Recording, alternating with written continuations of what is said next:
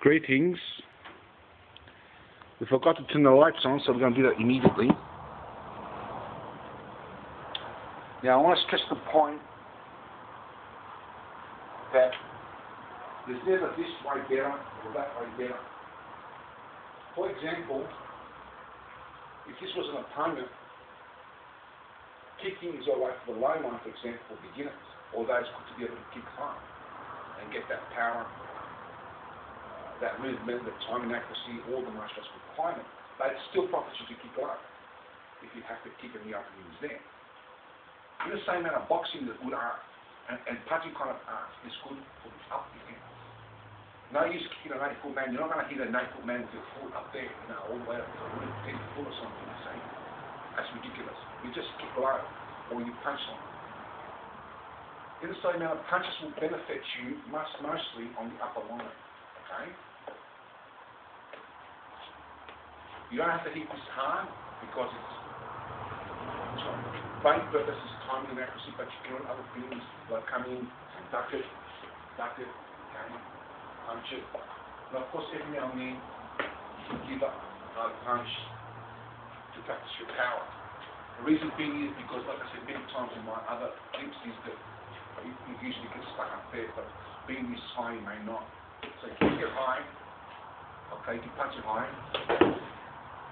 duck it, and use your boxing types of martial arts, or boxing types of moves. Okay, you come in, every time you hit it, when you're coming in, you risk the chance of getting hit if you miss it, although not if you duck it. So you come in, and come right in to make it difficult for yourself. You don't start that off. When you start punching, you stay at a distance. Okay, come high enough to be able to dodge it if you miss. When you get good at that position, then you come in. So if I miss it, I can duck it. Okay? I do that deliberately. When it happens that you mean it, it is much more difficult than what you saw. Okay? So if you want to duck it, you can duck it and practice your ducks. Come up, come in, bang. Okay? Come up, bang. Moving around is much easier. Well, not much easier, sorry. It's much harder to do moving around. Kind of like Muhammad Ali. At the same time, the ball is moving, we have to time it with accuracy. Small target, much smaller than a punching bag. 100%, 1,000 times smaller than a punching bag. It's much harder to time with accuracy. So you just want to play around with it like a cat plays with a mouse. Get that timing and accuracy. Every now and then, the cat kills the mouse and eats it. Okay? That's a strategy I use in this garage because I can't hit it hard. It gets stuck up there. You use the part of the board, in that part, there's boards up there where it doesn't usually get stuck. But this part, as you can see, it gets stuck out there if you saw some of my tapes. So I use that strategy, and there's other strategies. For example, outside, I had a position where we had the ball where you didn't have this problem. You would go right around or wherever.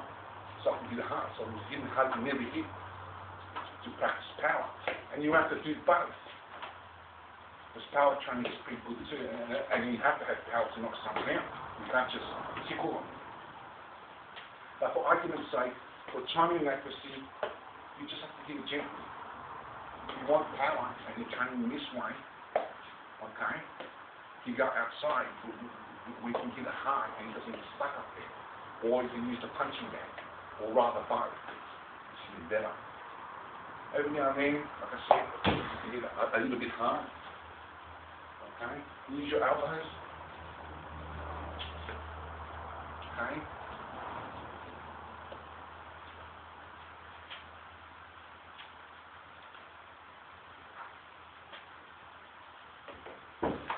Just to practice the elbows. If you do double techniques like this, and duck it again.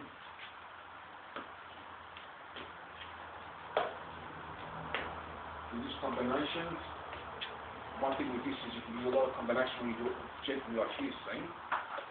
And then when you see the opening, suppose you say you imagine you're a sponge somewhere, you just come a bit harder until you knock them out.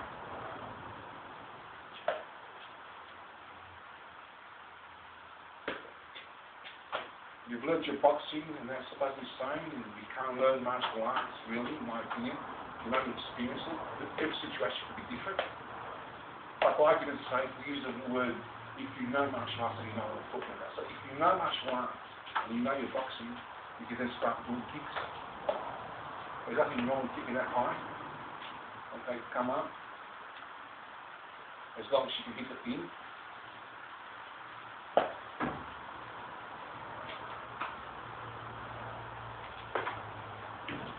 And as you can see, you get stuck up there.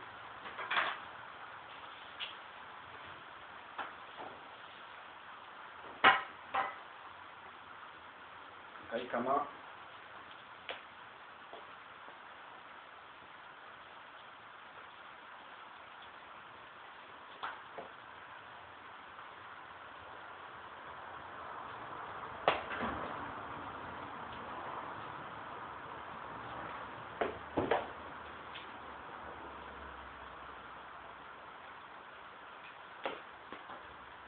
And maybe you can go back to your punches. So on the upper line, you practice 90% of your punches, and maybe 10% of your kicks just to get that. Depends with your kicks. On the lower line, you practice 90% of your kicks, and 10% of your punches. On the middle, for argument's sake, you could practice 50-50, because it's the center. Okay? So then once you get really good that way, you can reverse it. Or you're good with your hands on the upper line, so now you can practice 90% of your feet. You get that extra boost on your weaknesses. And practice 10% of your hands. And something below line, you practice your hands and your feet, and of course keep the same level in the middle. Of course, if you're doing better with your hands in the middle, you can practice more your feet.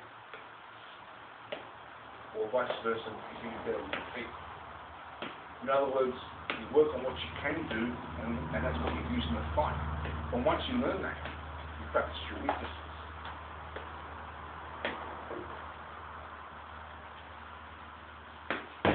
In actual practice. But in actual combat, you use your strength against your opponent's weaknesses. So that way you have no weaknesses. Once you master each level.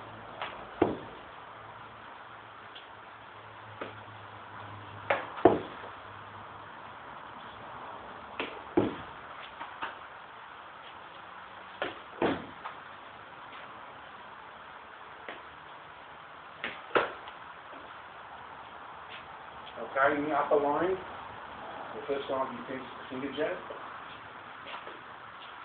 Okay, it doesn't take much power. It's a good thing about it. All you have to do is touch something in the eye. But it takes a lot of accuracy and timing because the eye is very small.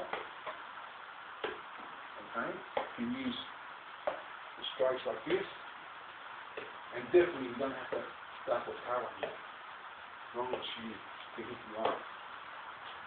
You can use strikes like this, like the cat strike.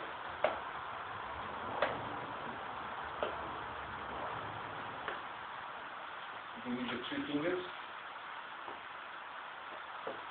or your one finger.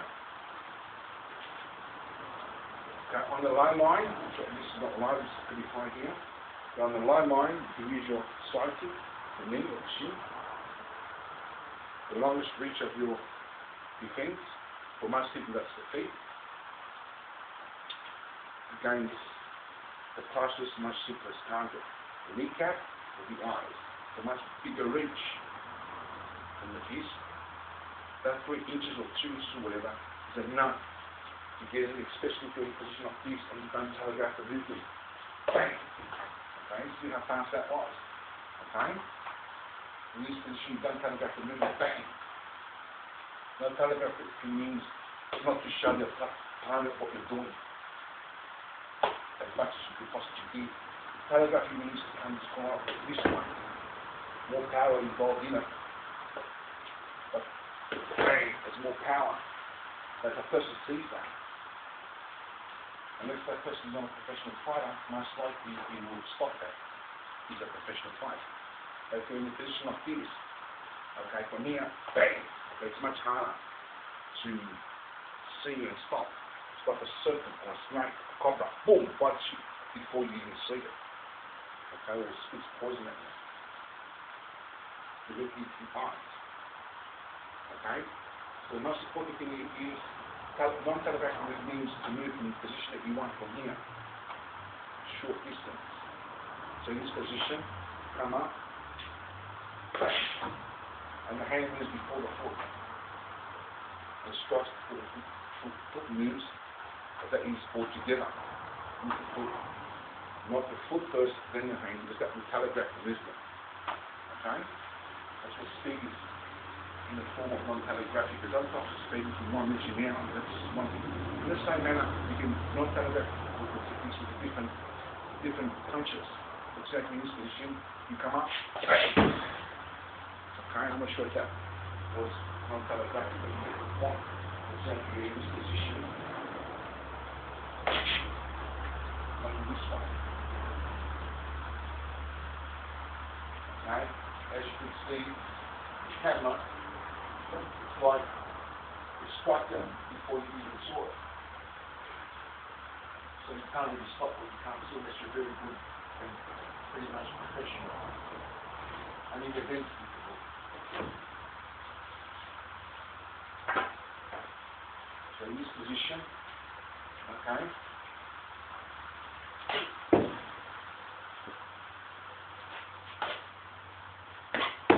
You can not telegraph the movement from the backhand as well, exactly from the front. For example, in this position.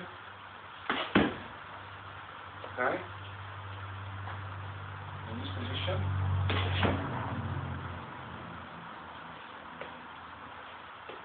Okay, so finger jab, finger jab, finger jab.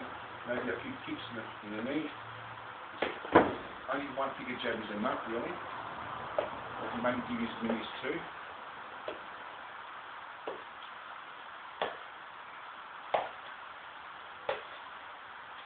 These are the different types of finger jabs we use in martial arts. Although the most common one in Japan do is this one here.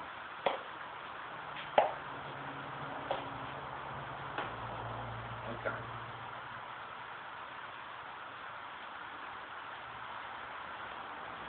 So as I teach people to defend themselves against wicked and corrupt people, I believe that through God, if we pray honestly enough, He will defend the innocent, and the wicked will not get away with violence and corruption.